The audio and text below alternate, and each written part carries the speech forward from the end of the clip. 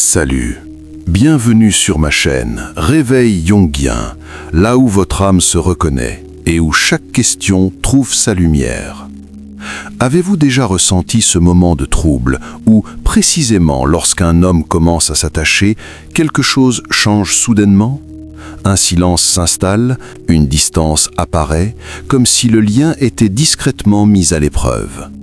Sous le regard de Carl Gustav Jung, ces instants ne relèvent ni du jeu ni d'une manipulation consciente. Ils sont souvent l'expression de mouvements inconscients très profonds. La peur de se perdre, le besoin de vérifier l'autre et la quête silencieuse d'une sécurité intérieure. Dans cette vidéo, nous allons explorer ensemble 5 tests invisibles que de nombreux hommes traversent lorsqu'ils commencent à tomber amoureux. Il ne s'agit pas d'épreuves destinées à vous juger, mais de signes subtils révélant ce qui s'active à l'intérieur de chacun. Et je suis convaincu que le 5e test est la clé essentielle, là où l'amour ne se mesure plus par des émotions passagères, mais par la dignité, l'autonomie intérieure et la fidélité à soi-même. Si ce contenu est ce que vous cherchiez depuis longtemps, n'oubliez pas d'aimer cette vidéo et de vous abonner à la chaîne afin de continuer à cheminer avec Réveil Jungien dans l'exploration des profondeurs de l'inconscient à travers les prochaines vidéos. À présent, entrons dans le premier test, celui où le silence n'est plus un vide, mais devient le miroir de votre stabilité intérieure. Le premier test n'est ni bruyant ni spectaculaire, mais un test qui se déroule dans le silence. Et c'est précisément ce silence qui révèle le plus. Lorsqu'un homme commence à tomber amoureux, il peut soudain se taire, se retirer ou créer une distance difficile à comprendre. Vu de l'extérieur, cela est souvent interprété comme un manque d'intérêt.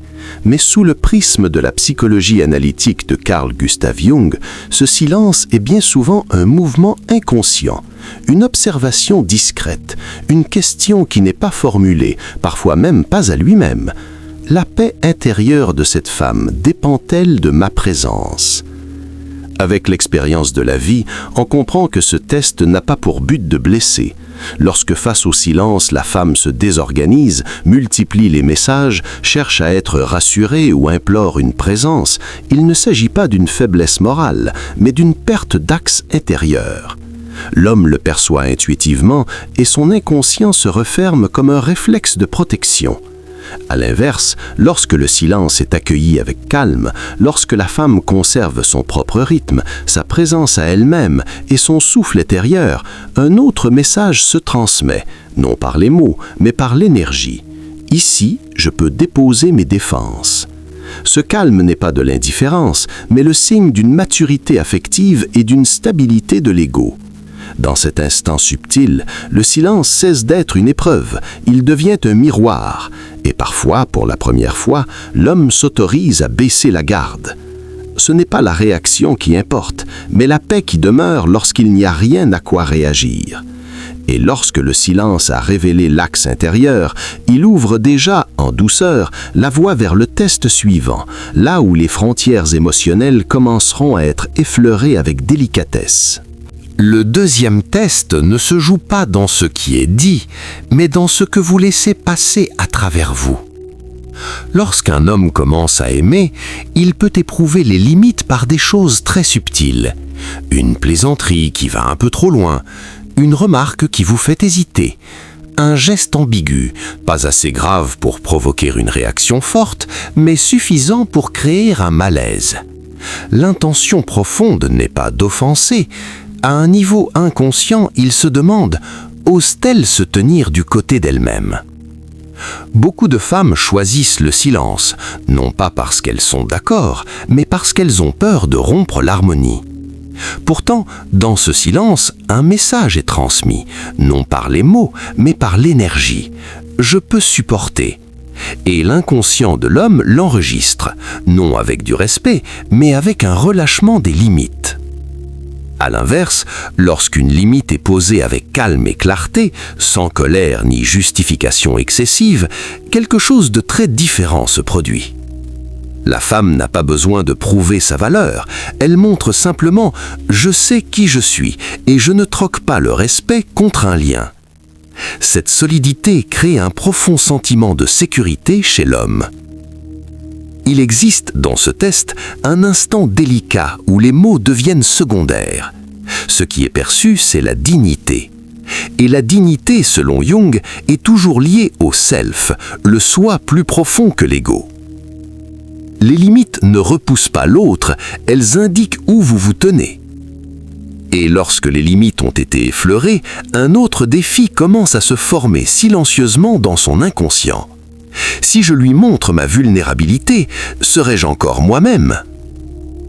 Poursuivons maintenant avec le troisième test, là où l'ouverture du cœur cesse d'être un geste romantique et devient un point de friction profond entre l'amour et la peur de perdre son pouvoir intérieur.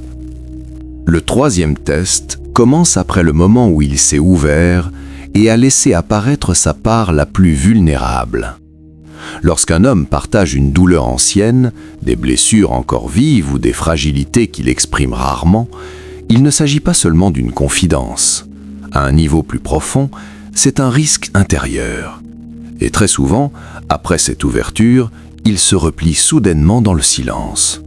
Non parce qu'il regrette, mais parce que son inconscient se pose une question. Ai-je perdu une part de mon pouvoir en devenant vulnérable ? Si la femme réagit par de l'inquiétude, de l'attachement excessif ou une tentative de contrôler ses émotions, quelque chose se produit silencieusement. Il se sent tenu, observé, et son instinct de protection se réactive. Non parce qu'elle a tort, mais parce qu'une peur profonde en lui vient d'être touchée. À l'inverse, lorsque la femme conserve son propre rythme, ne se perd pas elle-même, ne cherche pas à réparer ni à rassurer de manière excessive, un espace de sécurité rare se crée. Dans cet espace, la vulnérabilité n'est ni exploitée ni jugée. Et pour la première fois, il ressent qu'il peut rester tel qu'il est dans sa vérité. Toute attention ne guérit pas. Parfois, c'est précisément l'absence de retenue qui permet de rester. Bien souvent, ce qui fait qu'un homme se sent en sécurité n'est pas une présence envahissante, mais le fait de ne pas être saisi au moment même où il devient vulnérable. Si vous sentez que cela reflète ce que vous avez vécu, vous pouvez aimer cette vidéo comme une manière silencieuse de dire que cela résonne en vous. Et si vous avez vous aussi traversé un moment semblable dans une relation, partagez votre ressenti en commentaire, car ces récits vécus éclairent souvent ce que la théorie ne peut entièrement exprimer. Et c'est précisément à partir de cette fragilité que je vous invite à poursuivre avec moi vers le test suivant, là où le choix et la fidélité à soi-même commencent à prendre toute leur place. Le quatrième test ne se déroule pas dans le conflit, mais dans l'effacement progressif de la relation. Lorsque la tension commence à se raréfier, lorsque les messages deviennent moins réguliers, lorsque les promesses se font floues, l'homme n'est pas tenu de prendre une décision immédiate. À un niveau inconscient, il observe, non pour punir, mais pour ressentir. Va-t-elle se perdre pour me garder, ou restera-t-elle suffisamment fidèle à elle-même, même lorsque je ne serai plus présent de manière claire ? Beaucoup de femmes à ce stade commencent à donner davantage. Elles cherchent à réparer ce qu'elles n'ont pas causé, s'excusent pour des distances qu'elles n'ont pas créées et espèrent que ce sacrifice retiendra l'amour. Mais l'inconscient de l'homme ne lit pas ses efforts comme de l'attachement, mais comme le signe d'une peur de l'abandon. À l'inverse, la femme de valeur sait s'arrêter pour observer. Elle ne se place ni en victime ni en sauveuse. Lorsque le choix n'est plus clair, elle est suffisamment lucide pour se retirer, non par colère, mais par respect de soi. Je me choisis avant de choisir qui que ce soit d'autre. Il existe un paradoxe profond dans ce test. Lorsque la femme cesse de retenir, une nouvelle forme de respect se met en place. Sans bruit, sans drame, mais durable. Ce n'est pas parce qu'on reste que l'on aime, et ce n'est pas parce qu'on part que l'on n'aime plus. Si les 4 tests précédents nous ont permis de comprendre comment l'amour fonctionne, le 5e test qui suit montrera qui nous sommes devenus au cœur même de la relation. Et c'est aussi l'épreuve finale. celle où la capacité de partir, la dignité et la liberté intérieure cessent d'être des concepts pour devenir un choix de vie. Le 5e test n'est plus une épreuve émotionnelle, mais un test de dignité et de liberté intérieure. À ce moment précis, la question n'est plus de savoir s'il vous aime ou non, mais plutôt, êtes-vous encore fidèle à vous-même? L'homme l'observe très clairement, non par la raison, mais par une intuition profonde. Il regarde si la femme qui se tient devant lui est suffisamment forte pour partir dans la sérénité, sans reproche, sans s'accrocher, sans se trahir elle-même et ses valeurs essentielles. Lorsqu'une femme reste par peur de perdre, il perçoit cette peur. Lorsqu'elle part dans la colère, il reconnaît aussi une blessure qui n'a pas encore guéri. Mais lorsqu'elle choisit de partir ou de rester avec calme, alors tout est différent. Il comprend qu'il fait face à une personne libre, qui n'a pas besoin de l'amour pour exister, mais qui est prête à le partager lorsqu'il n'exige pas le sacrifice de soi. À cet instant précis, le regard de l'homme change. Le désir recule, le respect apparaît. Et dans la psychologie jungienne, aucun amour mature ne peut durer sans le respect du self de l'autre. Tout le monde ne peut pas rester et être fort, mais celle qui peut partir tout en se restant fidèle laisse toujours une empreinte profonde. Et c'est précisément le sens du dernier test dans le parcours d'aujourd'hui. La manière dont les hommes mettent à l'épreuve, souvent inconsciemment, lorsqu'ils commencent à tomber amoureux de vous.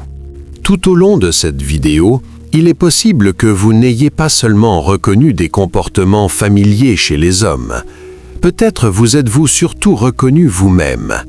Car derrière ces tests, le silence, les limites, la vulnérabilité, le retrait, il n'a jamais vraiment été question de prouver l'amour de l'autre, mais de révéler la relation que vous entretenez avec vous-même. Sous le regard de Carl Gustav Jung, chaque relation fonctionne comme un miroir symbolique. Elle reflète nos attachements, nos peurs inconscientes, mais révèle aussi jusqu'où nous sommes capables de rester fidèles à notre axe intérieur. Lorsque l'ego cherche à retenir, le soi apprend à lâcher. Et c'est précisément dans ce mouvement discret qu'une forme de justesse peut émerger. Peut-être que l'amour véritable ne commence pas au moment où l'on est choisi, mais lorsque l'on cesse de se perdre pour être choisi. Comme une porte qui se referme doucement, non par rejet, mais par respect de soi. Si vous avez trouvé ce cheminement intérieur utile, n'oubliez pas de soutenir la chaîne en aimant la vidéo et en vous abonnant à Réveil Jungien. Chaque soutien et chaque partage sincère sont une source de motivation précieuse pour continuer à proposer des contenus profonds et porteurs de sens. Merci à vous d'avoir pris le temps de regarder cette vidéo jusqu'au bout.